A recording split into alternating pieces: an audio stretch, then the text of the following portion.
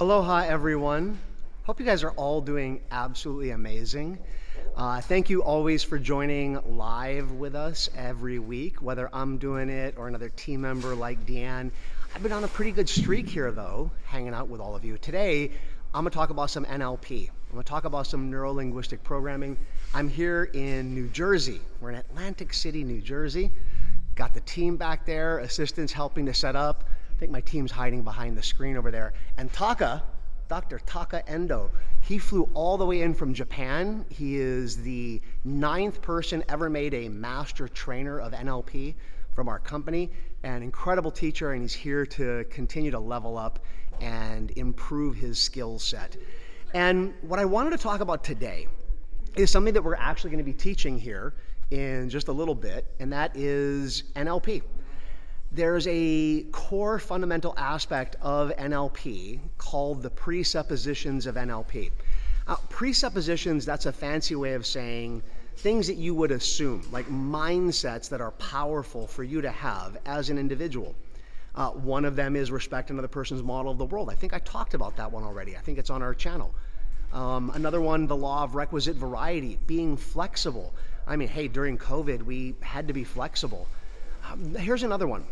There is no failure, there's only feedback. Now, these NLP presuppositions, they're kind of like the mindset behind successful individuals, right? NLP is modeled from what successful individuals do.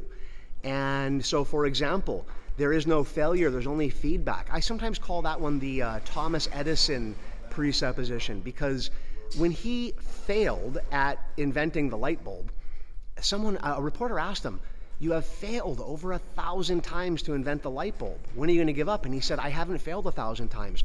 I have found 1,000 ways how not to do it. I just have to find one way to do it." And I was like, as a kid growing up with this stuff, I went, that's brilliant. That is so unbelievably helpful. Well, the one that I want to talk about today is Calibrate on behavior. Calibrate on behavior. Carl, who's one of our new team members, I walked in the door right before this Facebook Live and said, "What's an NLP presupposition that you like?" And he said, "Calibrate on behavior." What does it mean? It means that you don't know what's going on inside someone's head. You don't know what they're thinking, what they're feeling. The only thing that you can do is you can calibrate on behavior. So let's take kids, for example. I have two, Ethan and Skylar. If I say to Skylar, in order for you to get into your college, she's going for college right now, she's looking at what colleges does she want to go to, thinking about applications. If I say to her, one of the things that you need to do in order to make sure that you get into the college that you want to is that you need to go practice for your SAT. You need to get this one book and you need to read it and learn how do you get ready for your SATs. Well, if I tell her that and she never goes and buys the book, well, her behavior is showing me that she didn't pick up what I was explaining. Now, NLP teaches you that communication, the meaning of communication is the response you get. Well, the response is behavior. So I want to keep explaining things to her until she actually goes out there and buys the book and does what she needs to do. Read it, study. Now, let's take clients, for example. I work with 4 coaching clients every year, and I enjoy the process so much. In 25 minutes, I'm jumping on a coaching call with one of my more recent clients, and he has goals. He has a goal of having a certain number of clients in his coaching practice.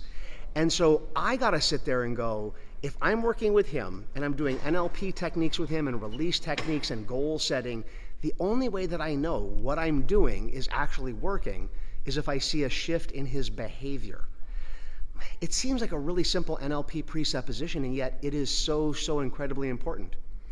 So the meaning of communication as a response you get is simply a way of thinking about communicating. So if I want Ethan, my son, to go clean his room, and I ask him to go do it and he doesn't do it, I have to shift how I'm communicating by calibrating on the behavior. So those of you that are coaches, parents, team leaders, if the person is not producing the behavior that you want, you have to ask yourself, how can you communicate more effectively in order to help them get the result that you're wanting them to get? Hope that helps. It's an NLP presupposition. Those of you that are going to be here at the PRAC training in New Jersey, I'll be seeing you tomorrow, just slightly over 12 hours here, I think. What is it? No, 17 hours. 17 hours I'll be seeing you. And for those of you that are in future training, I will see you all soon. Aloha.